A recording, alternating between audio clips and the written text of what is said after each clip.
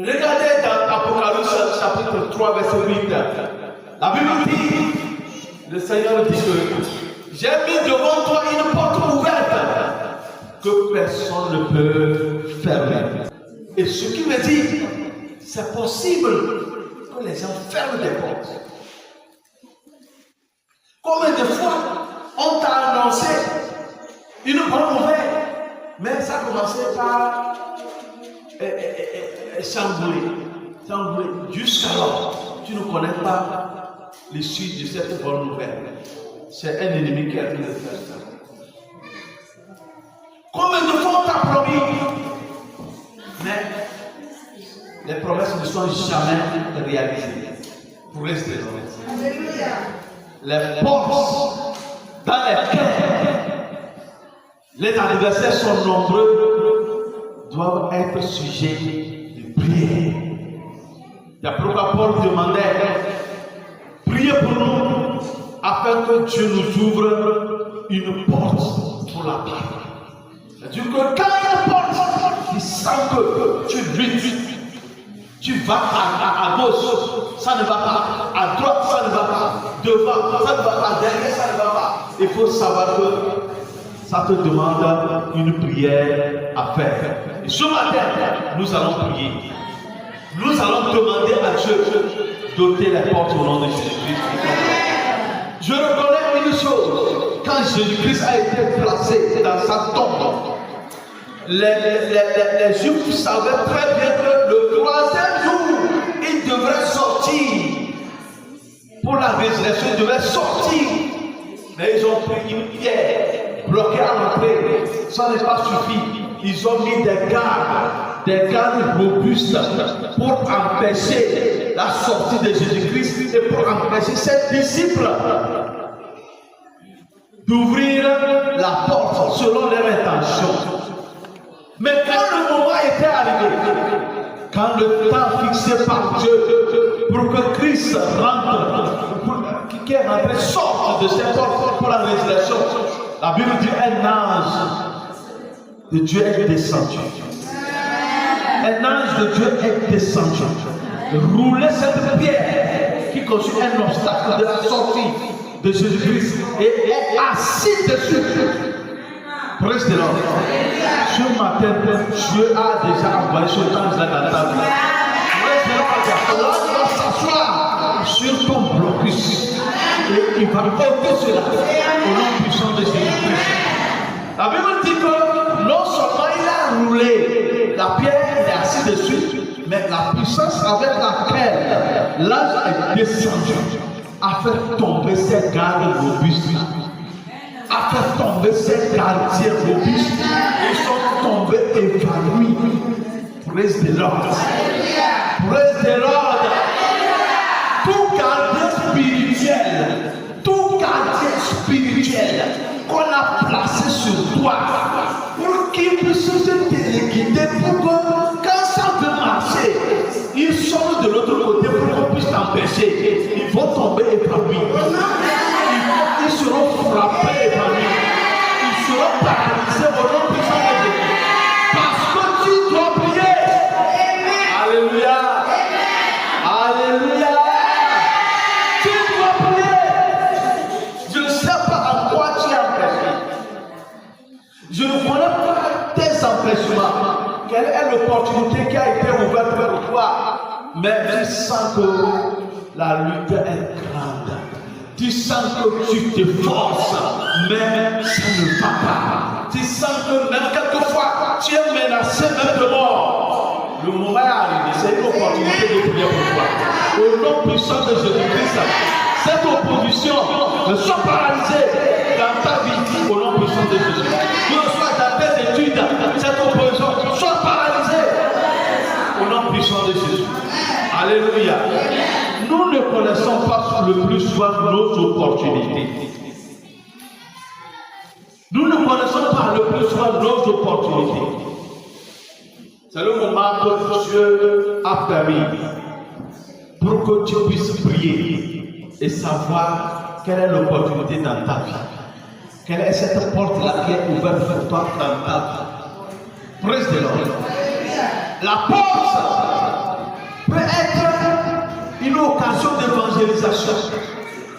soit à l'école, que ce soit dans tes commerces, que ce soit dans ton service, la relation que tu établis constitue une porte d'évangélisation pour toi.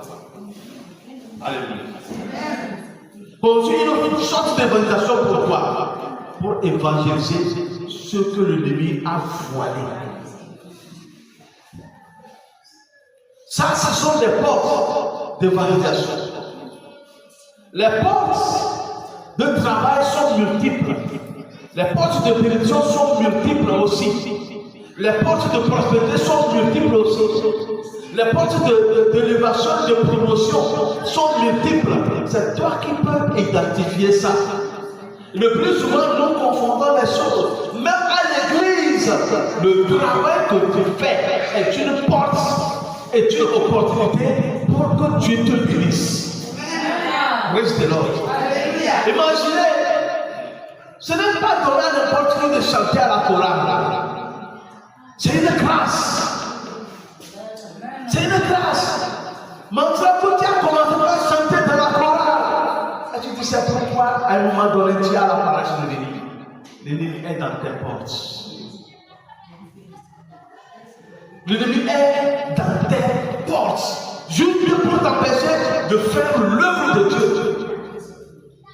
Que ce soit le groupe musical, que ce soit le groupe de prière, que ce soit tout ce que nous faisons à l'église, ce sont des portes de bénédiction pour nous. L'ennemi s'oppose à l'œuvre de Dieu, juste parce que ceux qui œuvrent pour Dieu sont toujours bénis. Alors il faut les empêcher. Aujourd'hui, nous voyons ça dans nos églises. La paresse a dominé, la négligence dans l'œuvre de Dieu a dominé, parce que l'ennemi est dans ces opportunités-là. Il faut que toi, le chrétien, tu saches que si Dieu te fait la grâce de faire son travail, tu dois lutter. Tu dois lutter, car la Bible dit, depuis Jean-Baptiste jusqu'à nos jours, le royaume des cieux est forcé, mais ce sont les violents qui s'en battent. Le royaume des cieux est empêché, est combattu, mais ceux qui sont violents, c'est eux qui arrivent à accéder au royaume des cieux. L'œuvre de Dieu constitue une occasion de combat. Dieu m'a fait grâce de servir aux côtés du pasteur. Satan ne sera pas d'accord. Il va susciter des occasions pour t'empêcher. Il va susciter des empêchements dans ta vie. Il va mettre des blocus un peu partout pour t'empêcher. Ne lui donne plus de temps. Alléluia. Dieu m'envoie te dire, ne donne plus du temps. Lève-toi et fais l'œuvre de Dieu. Dis à Satan, retire-toi. Dis à Satan, j'ai choisi de faire ceci. Et les membres de plusieurs églises sont privés de leur bénédiction liée à l'œuvre de Dieu, juste parce que Satan les a empêchés. C'est une occasion de grâce. Même les temps de prière sont des occasions d'élévation et de bénédiction. Mais Satan empêche toujours. L'ennemi empêche toujours. C'est pourquoi on dit depuis Jean-Baptiste jusqu'à aujourd'hui, le royaume des cieux est barricadé. Mais si tu n'es pas violent, tu ne peux pas aller. Violent à quoi? Nous devons privilégier le programme de Dieu. Nous devons dire non à Satan. Ce que j'ai à faire, j'ai du travail à faire, j'ai le temps de prière. Toi, attends d'abord. Cet esprit de famille qui est en train de t'empêcher d'accéder à une dimension de bénédiction, cet esprit de famille sera paralysé aujourd'hui. Même si dans ta famille, on n'est pas béni à ce niveau, toi, ton cas est différent. Alléluia. Saisis ton occasion pour prier. Car la Bible dit, nous n'avons pas lutté contre la chair et le sang, mais contre les esprits méchants, les dominations, les autorités, les esprits méchants dans le monde des ténèbres. Tu dois te lever. Et le combat, c'est un combat spirituel. Parce que nous sommes attaqués spirituellement. D'où vient cette lourdeur? D'où vient que tu priais avant? Aujourd'hui, pour te lever, prier même 4 heures, 3 heures, c'est comme il y a une pierre sur toi. Cette pierre doit être ôtée au nom de Jésus. Tu dois accéder aux bénédictions du royaume. Tu dois accéder à ton bonheur. Cet ennemi qui t'empêche, pour que la lumière de l'évangile te pénètre, l'ennemi là est combattu au nom puissant de Jésus. Et cet ennemi qui est dans tes portes de bénédiction pour bloquer tes projets, pour empêcher, te menacer de renvoi dans ton service, le moment est arrivé. Tu dois lui lancer des flèches. Et quand vous lisez la parole de Dieu aussi, c'est une occasion de bénédiction. La parole de Dieu, quand les moments de presse, les moments de prière sont des occasions de bénédiction, comme je viens de vous le dire. Lire la parole de Dieu aussi, ce sont des occasions de bénédiction. Écouter les messages, les enseignements, ce sont des occasions de bénédiction. Voilà pourquoi Satan ne veut pas que les membres soient bénis par la parole. Quand vous lisez Matthieu 13, 19, la parole de Dieu dit que il y a certains grains qui sont tombés le long du chemin. Les oiseaux sont venus manger cela. L'explication c'est que quand vous écoutez la parole de Dieu et vous ne la comprenez pas, l'ennemi vient la lever. Pourquoi ne pas comprendre la parole de Dieu? Satan met la distraction. L'ennemi met la distraction. Les dispositions pendant que la parole de Dieu vient, la somnolence vient. Il met tout cela juste pour que la parole ne produise pas de fruits dans ta vie. Le malin vient enlever cette semence dans ton cœur. Que tout ce qui empêche la parole de produire de fruits dans ta vie soit combattu également. Praise the Lord. Je pense que le moment est arrivé pour que nous puissions prier. Et la victoire vient par la puissance du Saint-Esprit. Quand il est écrit dans Zacharie 4, verset 6, je ne dis pas la force, ni par la puissance, mais par mon esprit. Cette montagne doit quitter. Alléluia.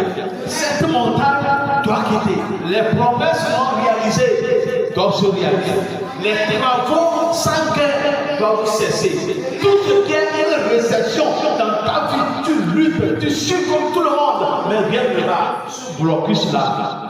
Doit être morcelé au nom puissant de Jésus-Christ. Alléluia. Parce que quand on s'éteint, l'ennemi va toujours continuer. Quand Élimas était en train d'empêcher celui-ci d'écouter la parole de Dieu, or Paul luttait pour le gagner. Et le proconsule était une bénédiction pour Paul. Et il y avait un magicien qui était là aussi. Et il empêchait. Par quel moyen il empêchait? C'est spirituellement. Et c'est certainement la combattu aussi. Paul a réagi face à Élimas et ne s'est pas laissé intimider. La Bible dit qu'il est rempli du Saint-Esprit. Il a prononcé la parole de Dieu avec autorité. Résultat, Élimas fut frappé de cécité et le proconsule a fait converse. Alléluia.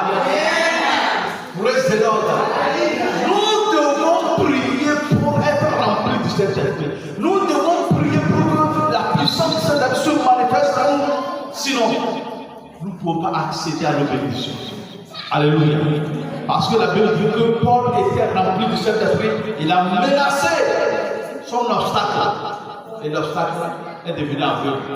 Et le monsieur s'est converti. Bien aimé, ce n'est ni par la force, ni par la puissance, ni par notre intelligence, mais c'est l'Esprit de Dieu qui fait cela. Fais un avec l'Esprit de Dieu et tu verras que tu vas prospérer au nom de Jésus.